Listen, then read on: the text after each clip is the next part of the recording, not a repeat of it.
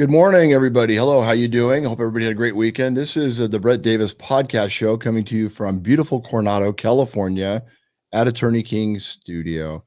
Today, I have an author and a former instructor of mine. I like to say teacher, of course, because he's amazing as an individual, and you're going to like. I think this interview is going to be phenomenal.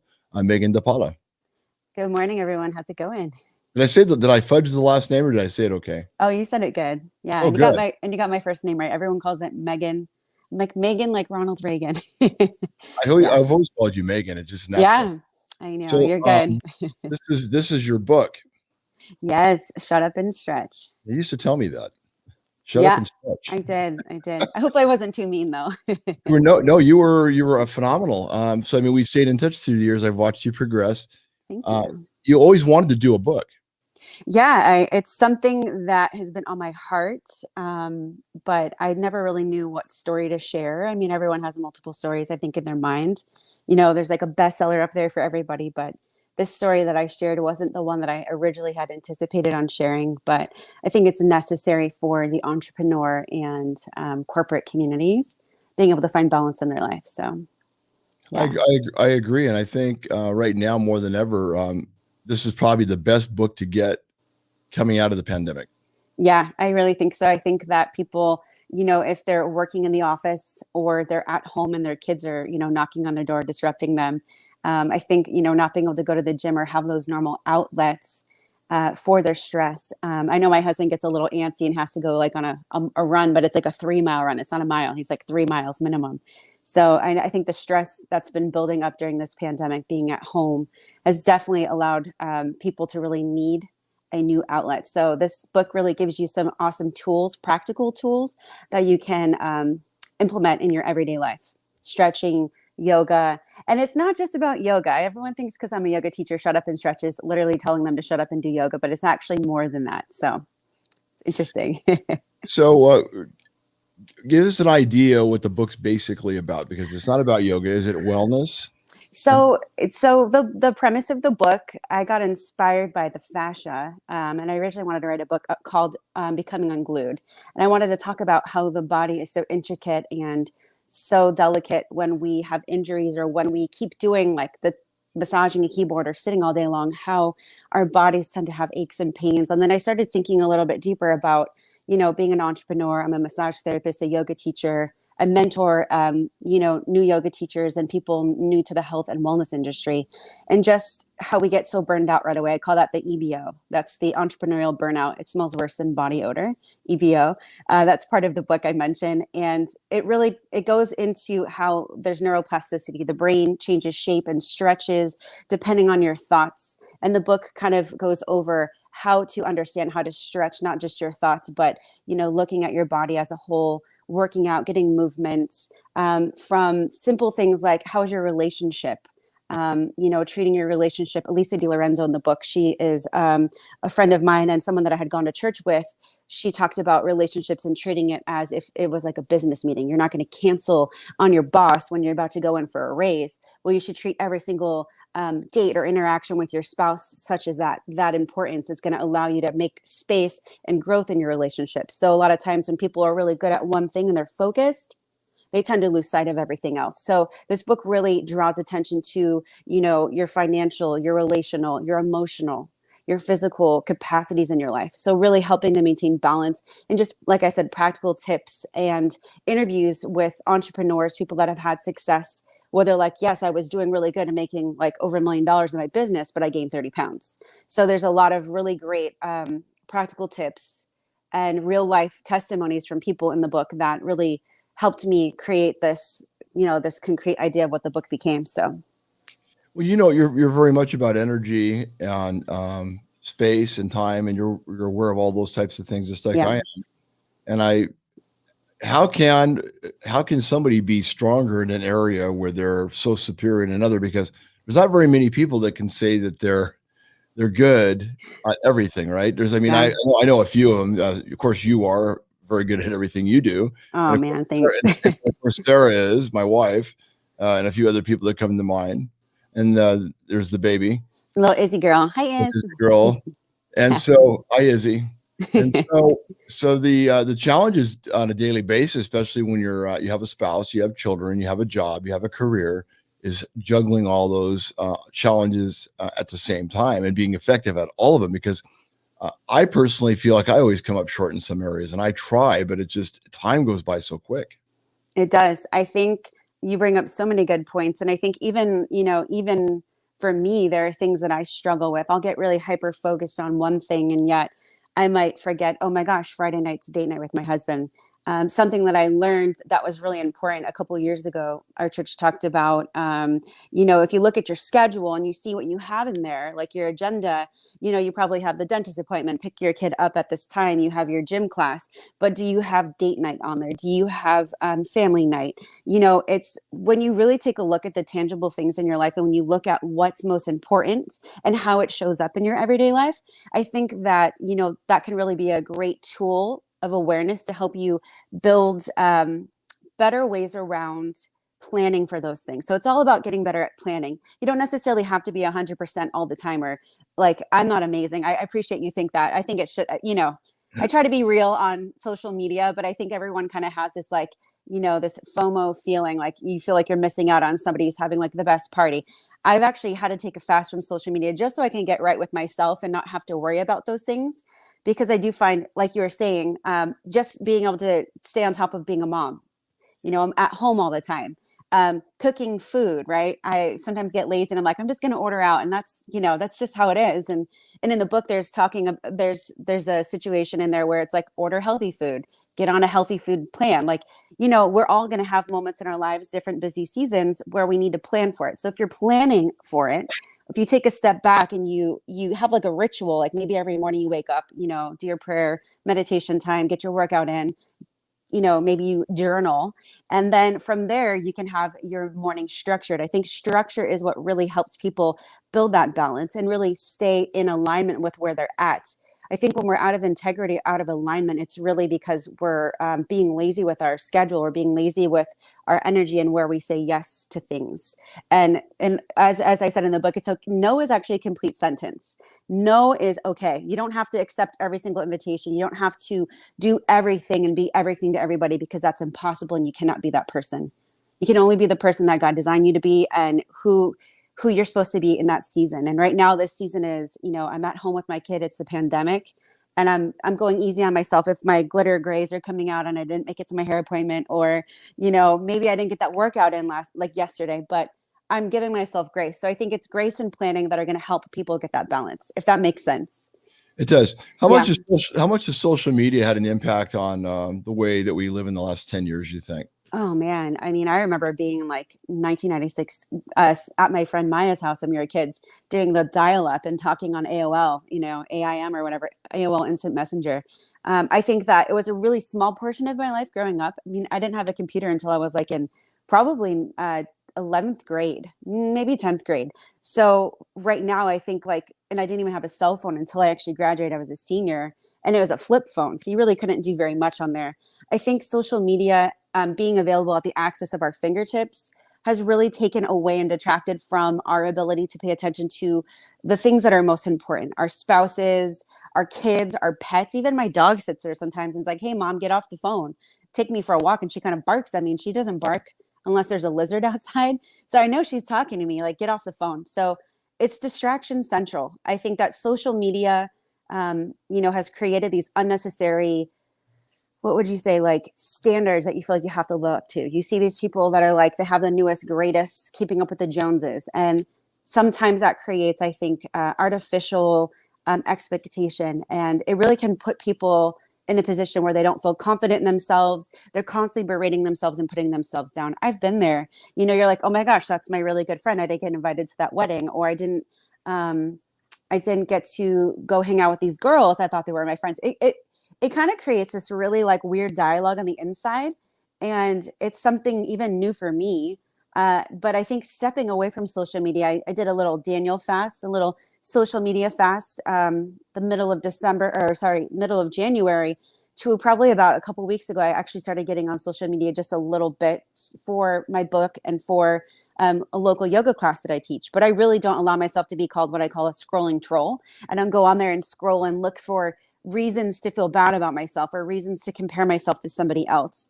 And that's not always the situation. There's a lot of really great information, some amazing mentors that I have, followed, and I see really great, share scientific things. I'm kind of nerdy in that way, but I think, when someone's like, hey, just took a poop, got in a fight with my boyfriend, give me advice. I'm kind of like, I'm like, why don't you talk to your girlfriends and get on the phone with someone you trust? Because I don't think those are things that we should be sharing with everybody. The whole world doesn't need to know that, or really doesn't deserve to know what's going on the inside of our hearts and our minds. Because I think those are sacred things.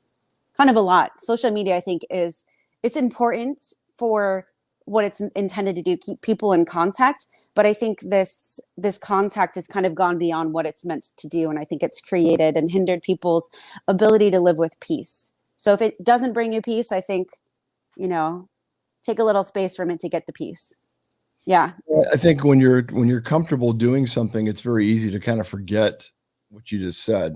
You get caught up in it and it's addicting and you're there and it's like, it's almost like you think something, you say something before you think about it.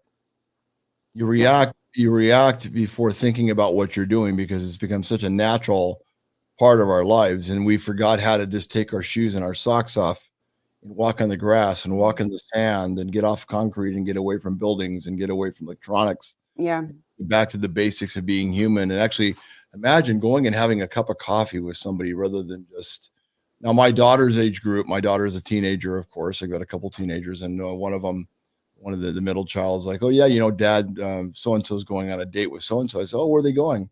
This is before COVID. They're meeting on, what's it called? Was it Instagram, Sarah? Was it maybe Instagram? Snapchat or Instagram? Snapchat or Instagram date? And I don't know. There's so many now. I don't know. I'm like, that's not a date. Oh yeah, they're talking to each other, and I said, oh, okay, that's a date, huh? And I'm like, that's kind of sad. And again, this is before the whole pandemic, and I'm like, wow, there's something getting lost in the wash here. It's just something not humanistic about it. Yeah, people who are. It's funny when you go to restaurants pre-COVID or even during COVID, and I think for me personally, like when I would be with friends at a restaurant and they're just looking down and they're not really listening to what you're saying and they're busy texting and typing away or just checking their Instagram, the reels and stuff. I think it's such a lost art to be social and like present. I mean, I'm definitely guilty of doing it, but I think when you take a step back and you look at, your buddy over there doing that, and I think if they're a good enough buddy, you should be like, hey, dude, put your phone down. Like, I didn't come here to pay for this $25 latte for you to be on your phone the whole time. So I think $25 latte. I don't know. Actually, where do you go? I don't even drink coffee. Where do you go? I don't even drink coffee. I'm just messing. I think I don't know. I have no clue. I think what are coffees like? I don't know, $5. I have no clue. I don't drink coffee. I think it's terrible. I'm laughing with you. I know. I had a friend ask me a few years back. We were at the airport and she's like, I have to go to the restroom. I'll be right back. And she's like, order me a coffee. And the lady's like, would you like a blonde roast or a medium roast? And I'm like, there's roast. Like, what are these things? So, I mean, man, I'm right there with you, man. I'm learning new things all the time. But yeah, you're from the East Coast, right? Yeah, I'm from. You don't like coffee. I know. My uncle, when I was 15, my uncle Jim said, Meagan, drink it. And it was like the worst coffee. It was, no offense, Folgers, but it was Folgers and it was black. He's like, just drink it. And I drank it and it tasted like terrible. Yeah. I know. So But you probably also know that there's probably benefits and non-health benefits to what kind you get. Like organic coffee is supposed to be very healthy. Yes, it's actually supposed to be a great pre-workout. You have a little bit of that before you work out. It's supposed to help, boost your energy, metabolism, wake you up. I just, my uncle said, why would you want to drink something if you have to put something in it to make it taste better? And I was like, well, I guess Folgers is like the exception, but I'll drink a chai latte occasional, but I don't need any more energy. Caffeine is, I can't imagine you with any more energy. No, dude. I know. People are like, ooh, I'm probably better you don't drink coffee. I was like, you're welcome. You're funny. Yeah, I know. So give me the book. I mean, you do everything you can to live this way, right? There's bits and parts of the book. something that I mentioned in the book, it's like keep the main thing the main thing. And like I mentioned, seasons. There are seasons where I'm getting my workout in every week, maybe 2-3 times a week. I have a trainer that comes to the house, and she's been part of my COVID bubble for you people out there. And I make sure that I get my fitness in. I'm constantly moving with massage and teaching yoga. So I have a very physical life as it is, like always moving, always standing. But there are things in here that I can better with. Like I said, sometimes I'm like, my husband has on our phone Friday nights, 6 to 10 p.m. is date night. And sometimes I might book a client later that night because like 5 to 6:30. I'm like, oh shoot, like I'm infringing on our date night time. So I have to make that up to my husband. I'm like, let's just do it a different night. But I try my best to be mindful of my space, of who's in that space and what's Sure. important in that season. There's different parts of the book. Like I talk about doing the Life on Fire training with Nick and Meagan Unsworth. They just recently moved to Prosper, Texas. Shout out to them. They're amazing. They're this great Christian couple who host these trainings to help you really find your purpose. And so that really helped me nail down wanting to be more of like that coach or the Life on Fire coach to help people that I already mentor, give them really incredible tools to build upon what I already was doing and using. So in the book, they talk about, setting goals. And instead of doing like, how everyone does the year-long goals or the vision boards, they do 6-month vision boards. So they chunk down your goals to like every 6 months. And you can do like a month goal. Like I'm going to read 3 books this month. I'm going to sell 3 massage packages this month, for example. So they help you create tangible goals, but break it down in a smaller sense so that it's more achievable and you're able to hit those goals. So they also have talking about the goals and being able to hit them kind of helped me reframe. I don't have to think about the year as a whole. I'm just going to think about maybe it's just a winter season. It's these 4 months, or it's this month. I'm just going month by month, day by day. And that helps me to feel like I'm actually being successful in this season, in this time. I'm present. I'm not worried about, August 9th, 2021. I'm worried about right now, today. So, and Being I in the know, moment. yeah, being present. And I think, as an instructor, we always talk about being present. And I think that shoots across all, parts of my book. It's being present to what is right in front of you, being present to what your goals are and allowing yourself that space to grow. And yeah, I mess up. Sometimes I don't get, my goals met, and that's okay. And sometimes it's because I have to take a step back and say, hey, that was a lofty goal. I'm going to chunk it down a little bit more and, allow myself that time to grow into that goal that I had from before. Awesome. Yeah.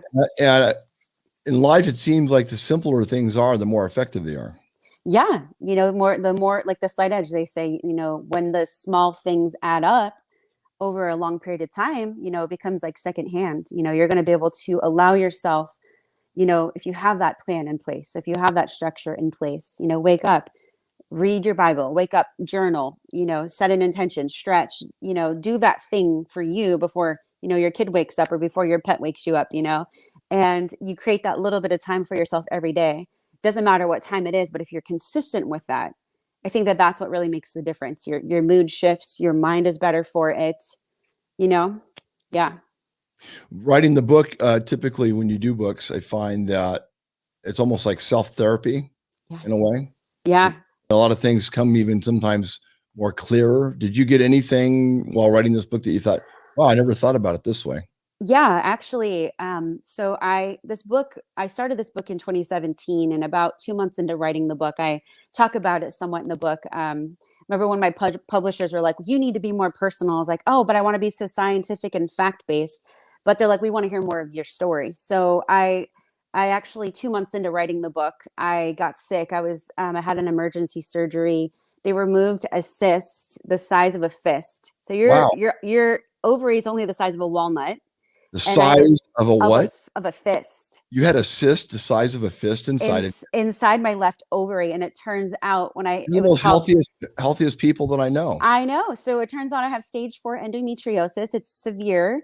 The name deep infiltrating endometriosis is what they call it. It's kind of scary. I'm like, well, couldn't they just name it something else? But I was sick. I was recovering from the surgery, and it took me about 4 to 6 months to actually get back to where I was from before the surgery. But I will never be the same. It's this book really, it was all about goal setting and trying to stay on task and set goals and, find balance. And I had to really walk out what I was talking about. And it was funny, every single time I was writing the chapters, like I was doing some of the interviews, to be completely honest, like while I was on pain pills, post surgery. I was like, oh, I got time. I'm laid up. I'm a very, a very driven person. I'm like, I'm going to get this done. I'm going to still write my book. And like, I'm on like, whatever they gave me. I forget what it was, but it was super strong stuff. So I'm like, pardon me if I, sound a little off. I'm on pain pills right now, but I was like, I'm going to get this done. And I remember just being like, wow, this is so humbling, because I had to stop like and just think about, wow, I have this diagnosis. I've had it all my life. I didn't know it till now. And it was really humbling, because I had to stop and realize that I have to find a new balance in my life. And I had to realize that, sharing this story, especially with other women that have endometriosis or polycystic ovarian syndrome, PCOS, or any type of illness, chronic illness, can really throw a wrench in your plans. And, Oh yeah. this book actually got extended and pushed out beyond my contract date, because I was sick so much. And, like we're talking like, getting hit with a flare up. Like there's times when I would make plans with people and I appear flaky because I'm like, sorry, I can't make it. I don't feel well, getting the chills, hormonal, crazy stuff happening, and just literally having to say no. I have to say no to people. No is a complete sentence. So this book really helped me find a new way to look at my life and not feel guilty when I did not feel well enough to show up for something, or guilty when I didn't get that workout in, or guilty when I couldn't fully be present for other people, because I really had to learn how to be present for myself and take care of myself, because I'm so used to taking care of everyone else. I mean, yoga, you have to watch everyone in the room. Massage, you're taking care of everybody. So this really helped me to relearn balance, relearn how to set goals, and not even just small goals, but like a big goal is, you're going to be living with this for the rest of your life. And so in the book, I talk about my least favorite question is, how are you doing? I really detest that question, because, oh, you had a surgery. Aren't you good? There's no cure for endometriosis. They're working and they're doing so many studies on it to elevate, medications that are oral or, nutritional value. Like I've changed my diet. I was Meagan the vegan, right? I was a vegan the start of COVID. I have taken cooking classes with UCSD locally here, and just trying to get my head above water, because there's times where this illness does take over and I can't focus on anything except just putting a heat pad on and trying to get through the day. So this book really, I think, speaks to so many different people, and not just the entrepreneurs and the busy corporate men and women, but also those that fall into those lines, but also who may be dealing with an illness and just trying to reframe and refocus their life and getting health back, and knowing that it's not going to be an everyday 100% goal you can reach, but you do the best you can every day. So, Well, I know you're the kind of person that learns from things, and I don't believe in accidents, because I think things come into our lives for various reasons, whatever that might be, depending yeah, on what it is. I know you and I believe kind of the same belief. yeah, Isn't it amazing that you had something that big inside of you and they never found it before?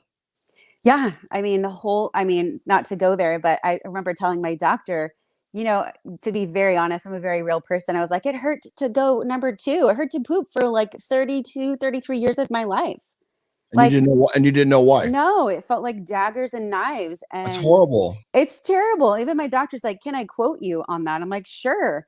If that helps somebody. So, in the backgrounds, I would be sick as a dog every month. I mean, not even just when I was, going through my lady cycle, but just sick and not understanding why I was having pains and feeling like I got run over by a truck or That's fatigued. terrible. I'm sorry. Yeah, I it's can't even imagine. okay. It's I can't, okay. I can't even imagine going through that pain for so long. Yeah, and I went through it. I had two surgeries under 2 years. So 2018, I underwent another what's called laparoscopic ablation and excision. They went in and they lasered off, and they separated my ovary from my bowel wall from my uterus. Everything was Oh my all gosh. bound up. I know, Oh it my was bound gosh. up, right? It's horrible. Oh my gosh. Yeah, the pain is better now. It's not 100%, but it's not as painful as before. But Um, it grows back, and you just have to get surgery. So I might be going under a knife again, and it's fine. I've kind of the resolve right now is it's okay. I just get to lay up and have really like fun drugs and like relax. So I have to look at it in a funny way, else I'm just like, I can't get through another day. So I have to laugh about it. Now you sound like a hippie. I know, right? Hippy dippy, natural deodorant, natural makeup. I appreciate you being finally on my podcast. I'm so excited about that. Thank you so much for the invite. It's such an honor. No. I mean, you're such a life changer. Every life that you come into, I've watched how people light up in the room when you come in, and Thank you're you. just a light. You're like the sun that comes into a room. Oh, man. I appreciate you for acknowledging that. Sometimes I don't feel like a sun. I feel like I'm burning hot like it, but not the sun. Hormones, man. But I do receive that. Thank you so much. I appreciate you. We appreciate you, and I'm glad that we reconnected. Yes. Book. Let's see. There we go. Shut Up and Stretch. Yep. You can get it at shutupandstretchbook.com. Shutupandstretchbook.com is where you can get the book. It's $32 plus shipping. It's a great read.